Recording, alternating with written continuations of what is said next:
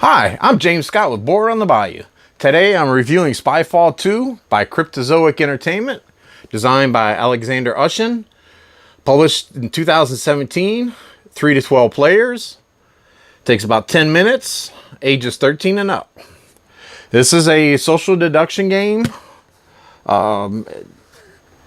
Really simple, just a basic little card game. I'm not going to go down to the table on this one. I can pretty much show. Comes with a rule book in the center showing where all the cards are at. And basically what they're going to instruct you to do is take all the locations, split them up into different ones, take a spy, put a spy on the bottom, and put it in the Ziploc bags. And then you're going to have each one's going to be in a different bag, and you can kind of mix them up. And then you randomly grab one, whoever the first player is, carefully pulling them out so you can't see them. And from the bottom of the deck, drawing out the cards of one for every player. And then you shuffle without looking, shuffle them all up, and hand out everybody a card. One of them, which is the bottom one, is going to be the spy, but obviously when shuffled up, it wasn't now. And then starting with the first player, he's going to ask a question to another player based on the location. They suggest on 6 minutes with 3 to 4 players and 7 minutes, depending on the amount of players, for the whole game to last.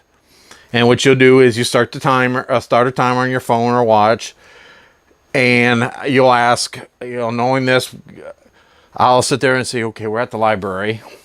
John, was it sunny today? And John say he's not a spy. He'll go, couldn't tell. I'm pretty sure he's not the spy. Then he's going to ask a question to another player. Can't be the same person to ask him a question. Going, was it very loud, Mike? And well, I'm sorry, you don't hand anything to him, but Mike, is it very loud there? And Mike answer, oh, it was real loud. I could barely hear myself. Timeout. I think he's a spy, and if it's unanimous, the non-spies win. Also, in the same token is when you ask the questions, you don't want to be obvious, like because the spy doesn't know the location, so you don't want to ask, "What did you read while there, Mike?" And Mike goes, oh, at the library. I read, A Tale of Two Cities. The spy can stop the game. If he figured out where the location is, the spy can reveal himself and try to guess the location. If he guesses the location, he wins, game over. So you gotta word your questions a little good to try to deduce who is the spy, who isn't. But you got 7 minutes to do it. And the spy's trying to figure out the location. There's a lot of different house rules. There's also at the bottom of the cards.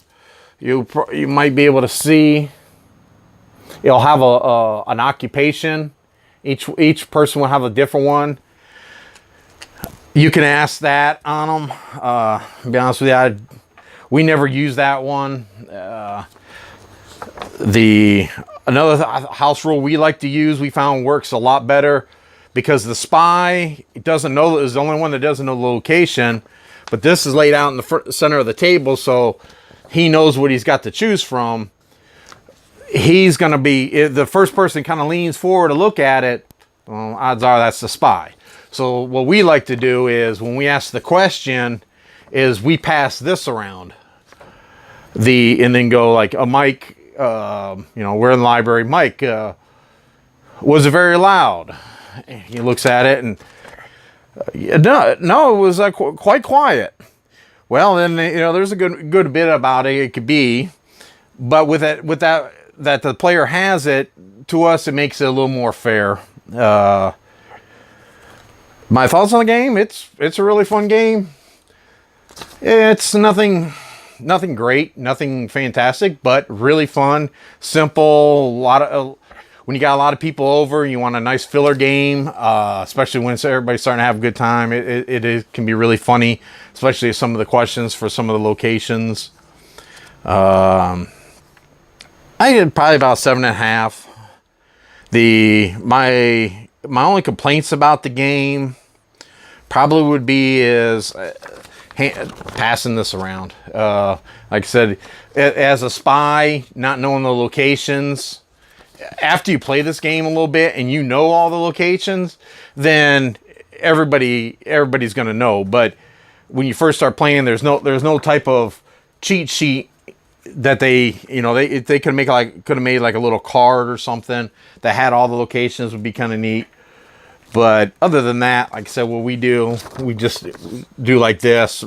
Possibly make a list maybe you could pass around. The card quality is excellent. High gloss, really nice cards. It's baggies. I mean, not much out of that.